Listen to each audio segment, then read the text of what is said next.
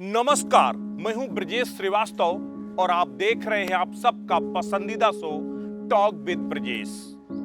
पूर्वांचल के माफियाओं की अलग अलग कहानियों के बीच आज हम मौजूद हैं मऊ में, मऊ गाजीपुर। जब जब मऊ और गाजीपुर का जिक्र आता है तब तब माफिया मुख्तार का जिक्र आता है। 2005 का वो जो दिन वो कोई नहीं भूल सकता, जिस वक्त मऊ के इसी पूरे इलाकों में जबरदस्त तरीके से दंगों की आग भड़की थी। उस वक्त भारत मिलाप के एक कार्यक्रम के दौरान बवाल हुआ, पथराव हुआ और उसके बाद जो दंगे भड़के वो महीनों तक चलते रहे। और सबसे बड़ी बात यह है कि इस दंगों में सबसे बड़ी भूमिका अगर किसी की थी तो माफिया मुख्तार अंसारी की थी। उस दंगों के बीच में खुली जिप्सी में हथियारों को लहराते हुए, लोगों को बरगलाते हुए वो तस्वीर पूरी दुनिया ने देखी थी। वो राजनीति को बदलने वाला दौर था और उसी के बाद माफिया मुख्तार इस पूरे इलाके के लिए एक अलग, न सिर्फ राजनेता, बाहुबली, डॉन, माफिया, ना जाने किस किस नामों से विख्यात हो गया। लेकिन दरअसल ये वो दौर था जब माफिया मुख्तार अपने सबाब पर आ गया था, राजनेता बन गया था। लेकिन मुख्तार अंसारी के अपराध की दुनिया में आने के पीछे की क्या कहानी है, इसके लिए जरा पीछे चलते हैं गाजीपुर। यहां से महज 40-50 किलोमीटर दूर गाजीपुर के जो मोहम्मदाबाद इलाका है, वहां से मुख्तार अंसारी आता है।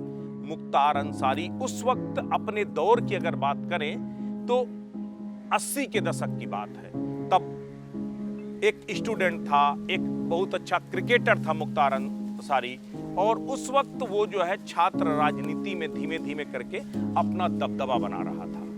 लेकिन उसी वक्त जो गाजीपुर का सैदपुर क्षेत्र है, सैदपुर क्षेत्र अपराधियों की शरण स्थली या अपराधियों की गढ़ के तौर पर जाना जाता है। और वहीं पर एक गांव है मुड़ियार।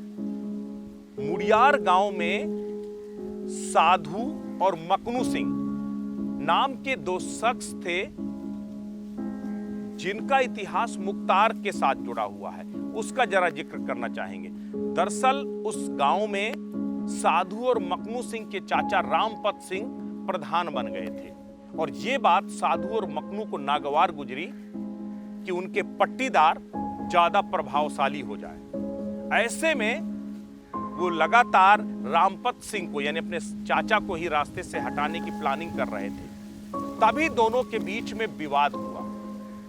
रामपत सिंह और मकनू और जो है साधु सिंह के बीच में विवाद हुआ और उस विवाद के बाद दोनों पक्षों की तरफ से बवाल हुआ और बाद में साधु और मकनू ने मुख्तार से पहले जो है रामपत सिंह की हत्या कर दी।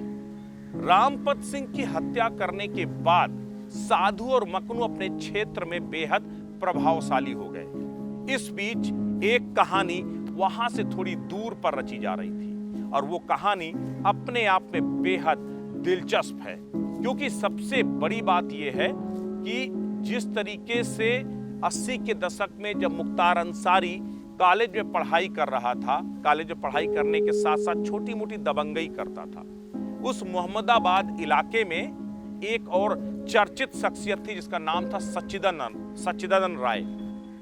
जो मुख्तार अंसारी के पिता थे वो भी नगर पालिका में ठेकेदारी करते थे, नगर पंचायत में, और सच्चिदानंद राय भी नगर पालिका, नगर पंचायत के बड़े ठेकेदार थे। दोनों के ठेके को लेकर के किसी बात को लेकर विवाद हो गया और उसके बाद सच्चिदानंद राय ने मुख्तार अंसारी के पिता की सार्वजनिक तौर पर बेइज्जती कर दी। उस बेइज्जती का बदला लेने के लिए मुख्तार अंसारी ने सच्चिदानंद राय को रास्ते से हटाने की प्लानिंग तैयार की। लेकिन वो अकेले ऐसा नहीं कर सकता था क्योंकि सच्चिदानंद राय ज्यादा प्रभावशाली थे। ऐसे में उस वक्त उसने साधु और मकनू की मदद मांगी, क्योंकि साधु और मकनू जो है उस वक्त क्षेत्र में प्रभावशाली हो गए थे। और आखिरकार साधु और मकनू ने मुख्तार अंसारी की मदद किया और सच्चिदानंद राय की हत्या हो गई। उस हत्याकांड के बाद मुख्तार अंसारी का जो आपराधिक जीवन था वो जोर पकड़ने लगा। और सबसे बड़ी बात है, जिस तरीके से दिन दहाड़े यह हत्या हुई थी, उसने मुख्तार अंसारी के प्रभाव को स्थापित कर दिया। और वहीं से मकनू और साधु दोनों मुख्तार अंसारी के आपराधिक गुरु बन गए। और उसके बाद मकनू और साधु के साथ मिलकर के मुख्तार अंसारी ने अपराध करना शुरू किया। लेकिन दरअसल यहां पर मकनू और जो साधु थे उनका अपना स्वार्थ भी था। वो अपने क्षेत्र के ही एक प्रभावशाली रणजीत सिंह की हत्या मुख्तार से कराना चाहते थे और मुख्तार को भी आपराधिक अपने जीवन में अपनी पहचान बनानी थी। उसके बाद जो है अपने गुरु मकनू और साधु के कहने पर उसने रणजीत सिंह की हत्या की प्लानिंग तैयार की। और वो कहानी बेहद बेहद दिलचस्प है। उस वक्त अगर देखा जाए किस तरीके से जो है वहां पर मकनू और साधु के कहने पर रणजीत सिंह की हत्या करने के लिए जो सैदपुर का मेदिनीपुर इलाका है, उस मेदिनीपुर के रहने वाले थे छत्रपाल सिंह और रणजीत सिंह। इन दोनों लोगों की हत्या की प्लानिंग मकनू और साधु ने तैयार की थी और उसके लिए मुख्तार को तैयार किया। मुख्तार ने इसके लिए जो है एक पूरी प्लानिंग तैयार की। दिलचस्प कहानी है किस तरीके से मुख्तार अंसारी ने रणजीत सिंह के घर के सामने रहने वाले एक शख्स रामू मल्लाह से दोस्ती की। दोस्ती करने के बाद रामू मल्लाह ये वही शख्स है जो बाद में मुख्तार अंसारी का कभी शार्प शूटर बना। रामू मल्लाह से दोस्ती करने के बाद जो है रामू मल्लाह के घर से उसने एक इस तरीके से दीवार को तोड़ा। जो है वो दीवार वो रणजीत सिंह के घर के बाहर की दीवार दिखाई देने लगी। उसके बाद उसने रामू मल्लाह के साथ मिलकर के रणजीत सिंह के घर के आंगन की जो दीवार थी उसको तोड़ा। और उसको तोड़ने के बाद यानी वो रामू मल्लाह के घर के अंदर से वो रणजीत सिंह के घर के अंदर क्या चल रहा है वो देख सकता था। और एक वक्त जब रणजीत सिंह अपने घर के आंगन में घूम रहे थे तब रामू मल्लाह के घर से मुख्तार अंसारी ने फायरिंग की और रणजीत सिंह की मौके पर मौत हो गई। जबरदस्त शूटर था मुख्तार अंसारी। इस तरीके से मुख्तार अंसारी के जो अपराध का सिलसिला था वो शुरू हो गया और देखते ही देखते मुख्तार अंसारी क्षेत्र में पॉपुलर हो गया। लेकिन दरअसल जो मकनू और साधु के विरोधी थे वो त्रिभुवन सिंह थे, यानी रामपत सिंह का बेटा जिसकी रामपत सिंह की हत्या रामपत और उसके दो बेटों की हत्या उस वक्त जो है मकनू और साधु कर चुके थे जो है। और उनका एक बेटा त्रिभुवन वहां से फरार हो गया था, लेकिन बाद में वही त्रिभुवन सिंह जो है विरोधी बना साधु और मकनू का। और उसी त्रिभुवन सिंह के साथ ब्रजेश सिंह ने दिया और जिसके बाद ब्रजेश और मुख्तार गैंग आमने सामने आए। तो दरअसल मकनू और साधु को त्रिभुवन सिंह गैंग ने एक एक करके रास्ते से हटा दिया। और जब रास्ते से हटाया तो रास्ते से हटाने के बाद जो है मुख्तार अंसारी मकनू और साधु गैंग का मुखिया बन गया। और तब उसने त्रिभुवन सिंह को, चूंकि एक तरह से उसके जो आपराधिक गुरु थे उनको मारने का काम त्रिभुवन सिंह ने किया था, इसलिए त्रिभुवन सिंह को मारने के लिए मुख्तार अंसारी ने कमर कसी और तब ब्रजेश सिंह और त्रिभुवन सिंह ने एक साथ मिलकर मुख्तार गैंग का मुकाबला किया। और इस तरीके से पूर्वांचल में पूरा जो गैंगवार शुरू हुआ, ये गैंगवार एक वक्त इस मुकाम पर पहुंचा कि पूर्वांचल की जो है सड़कें खून से रंगने लगी। आए दिन कहीं ना कहीं गैंगवार होता गया। और एक वक्त ऐसा आया जब पूरी तरीके से जो है जो उसरी पट्टी में जो है मुख्तार गैंग पर जो है घेर करके हमला किया। उस वक्त जो है ब्रजेश सिंह और त्रिभुवन सिंह ने लोगों ने मिल करके हमला किया और उसमें कई लोग जो है मारे गए। वो मुकदमा आज भी चल रहा है, आज भी उस मामले में ब्रजेश सिंह आरोपी है। दोनों की सुनवाई भी इसी मुद्दे पर चल रही है। लेकिन उसके बाद 2005 का मौका आया जब इसी मऊ के दंगों को अंजाम देने का काम मुख्तार अंसारी ने किया और महीनों तक ये मऊ जलता रहा। तो ये मुख्तार अंसारी का जो बैकग्राउंड है, किस तरीके से ब्रजेश सिंह और मुख्तार अंसारी के बीच में दुश्मनी हुई, किस तरीके से दोनों एक दूसरे के गैंग के, एक दूसरे के समर्थकों को मारने के लिए किस तरह से आमादा हो गए, ये पूर्वांचल की अपनी माफिया राजनीति का जो है सबसे बड़ा जो है एक स्याह पहलू था।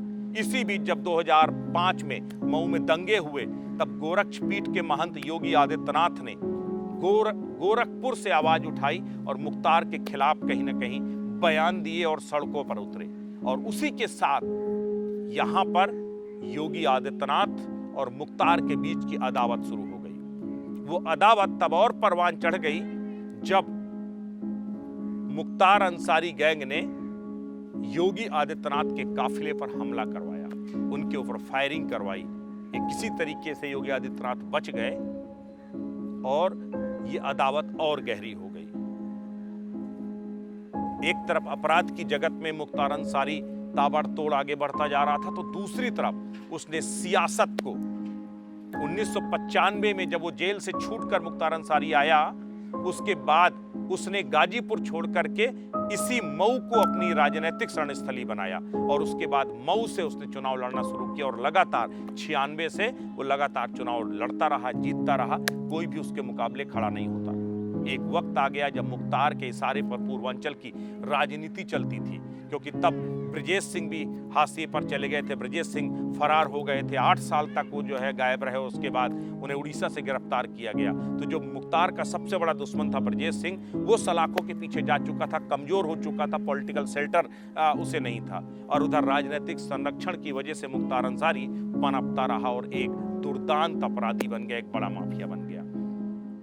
अब चर्चाएं तेज हैं कि क्या अतीक और अशरफ के बाद अब अगला नंबर मुख्तार का है, क्योंकि मुख्तार के आर्थिक साम्राज्य को योगी आदित्यनाथ ने नेस्त नाबूद कर दिया है, पूरी तरीके से ध्वस्त कर दिया है। वो तमाम मददगारों को इस वक्त सलाखों के पीछे भेज दिया है। मुख्तार अंसारी का परिवार इस वक्त जो है, उसकी आफसा अंसारी जो पत्नी है, 50,000 रुपए का इनाम कर दिया गया। तो इस तरीके से देखा जाए तो पूरे साम्राज्य को छिन्न भिन्न कर दिया है। अब मुख्तार इस वक्त बांदा जेल में बंद है, बेटा अब्बास जो है जेल में बंद है, बहू निगहत वो जो है जेल में बंद है। तो इस तरीके से देखा जाए तो अब्बास सहित जो है, जो मुख्तार अंसारी का पूरा परिवार है, वो इस समय छिन्न भिन्न हो गया है। तो क्या मऊ और गाजीपुर में बादशाहत का दूसरा नाम रहा मुख्तार अंसारी का साम्राज्य अब खत्म हो गया है और अतीक और अशरफ के बाद क्या अब अगला नंबर मुख्तार का है? ये मऊ के लोग खुल करके बात करते हैं। वो कहते हैं कि अब अपराध का, अब खौफ का वो दौर खत्म हो गया और अब मुख्यमंत्री योगी आदित्यनाथ ने मऊ और गाजीपुर को उस खौफ से मुक्त किया है। तो ये थी कहानी मुख्तार अंसारी की। आखिर कैसे मुख्तार अंसारी एक शार्प शूटर से एक कुख्यात माफिया बना, एक बड़ा डॉन बना, ये थी उसकी पूरी विस्तृत कहानी। नमस्कार।